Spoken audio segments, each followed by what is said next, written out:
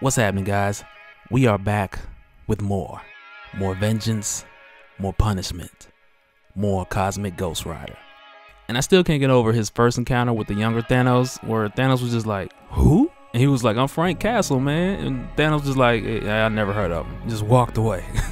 And that's like the most disrespect you can get in the whole universe, or at least what's left of it at this point. And so recently in the Thanos series, we got the origin of Cosmic Ghost Rider, which was heavily anticipated, especially after we knew that it was Frank Castle. But in addition to that, we also got some more information or some hints to who else may still be alive, aside from the fallen ones who are after the future version of Thanos. So in the previous video, I kind of did a run through of this most recent Thanos series, and I'll leave a link in the description in case you haven't seen that one yet. But the series picks up from Guardians of the Galaxy issue number 148, and it takes us on a journey from when Thanos escaped from Nova Corps custody, and he goes through a number of things that really try him as a grown-ass Titan.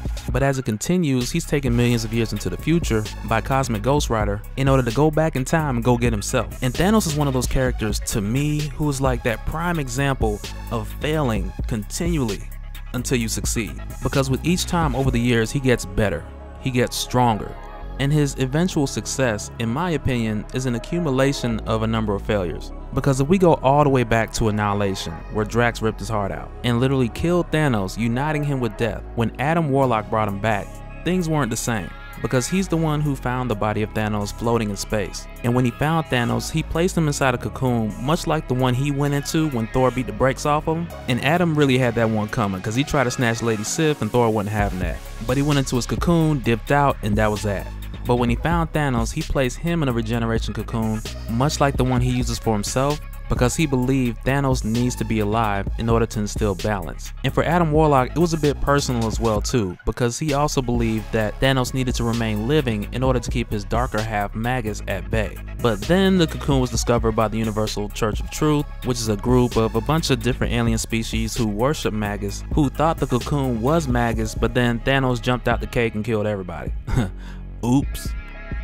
But when Thanos came back, Drax didn't like that. He had fulfilled the purpose of his existence by killing Thanos, which took him quite some time to do, and he didn't want that to be undone. So in Thanos' imperative, he put an antimatter disintegration device on his chest with the intention of just erasing dude from existence. And you gotta think, like, ripping his heart out didn't work last time, so surely disintegrating him should do the trick.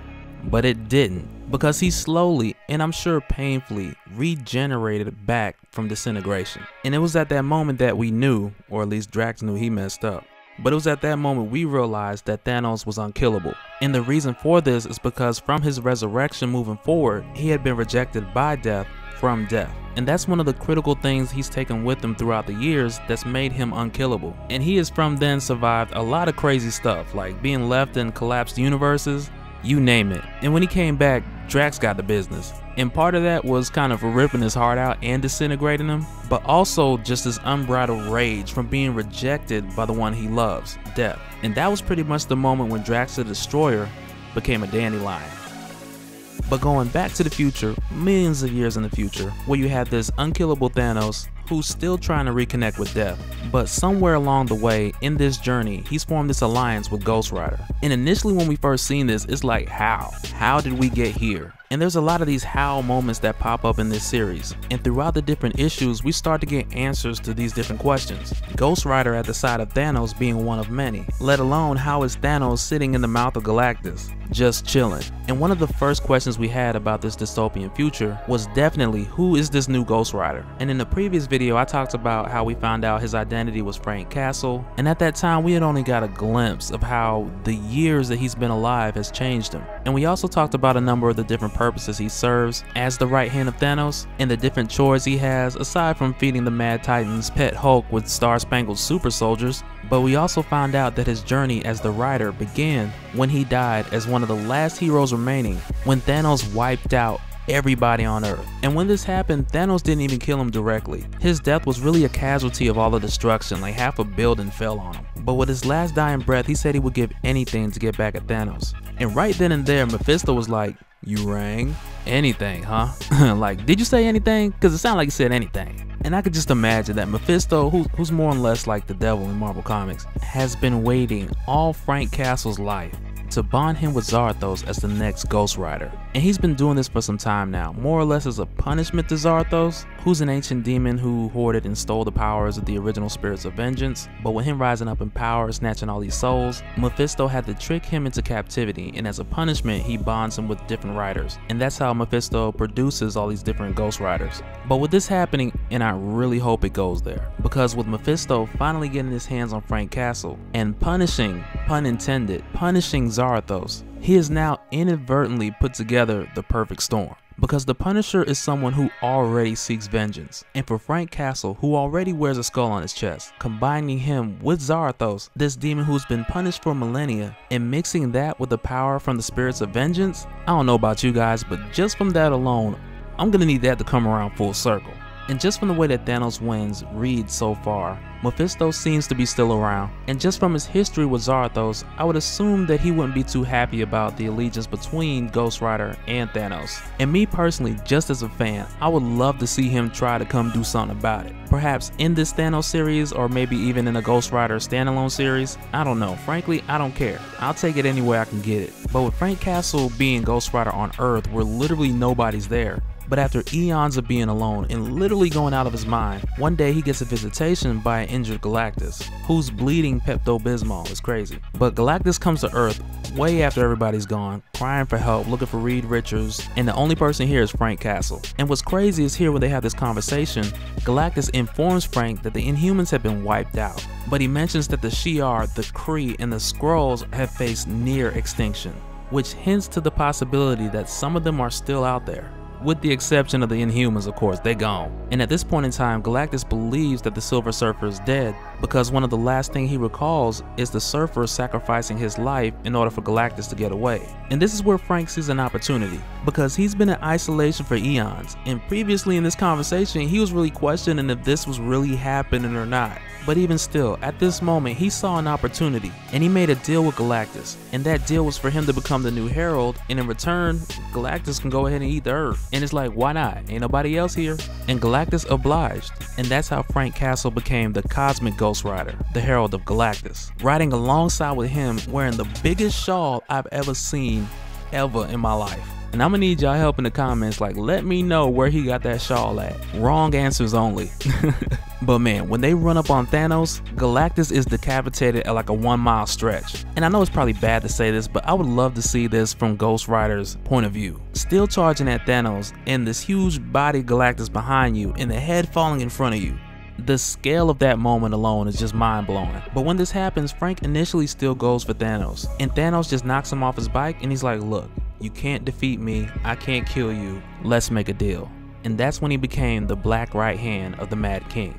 And for these two, that's where it began. You had your morning ritual penance stairs, which would have a horrid effect on most. But for Thanos, this is what gets him out of that twin bed every morning. And so in the last video, we left off with the appearance of the Silver Surfer, who the older Thanos had referred to as the Fallen One. And when he made this reference at the time, it was kind of this feeling of, was he talking about just him? Because younger Thanos was like, what, the Silver Surfer? That's it? And his older self told him it's not a being or a man, it's a title. And for the most part, younger Thanos was kind of like, man, that's just Norrin, what are you gonna do? But he really missed the point of what he was saying. And it's kind of a double-edged sword, because it's not just the title for the Silver Surfer himself and those who've come with him to overthrow Thanos, but it's also an example of what Norrin Radd, the Silver Surfer, has become since being a Herald of Galactus. And with the Surfer choosing what turns out to be the army of Nihilus from the Negative Zone as a method of attack versus Thanos, this could be a method stemming from a number of reasons. Possibly serving to what the Surfer thought as an element of surprise, being that Thanos did see the defeat of Nihilus when he was alongside with Death after being killed by Drax, before he was resurrected and before the return of Nihilus. Or it could just simply be to the credit that these things got crazy numbers, and the Surfer knew that just by numbers alone that Thanos would be overwhelmed. And because even though here it doesn't seem to be the same amount from the Annihilation Wave or anything like that, but still this number that the Surfer brought with him, they stretch as far as the eye can see. And younger Thanos is like, Ghost Rider, stop playing with these guns and do some of that Ghost Rider stuff on these people. And Ghost Rider was pretty much like, you know what? You think it's a game? Get fired on these bitches one time. It's about to be a bunch of fucking fire.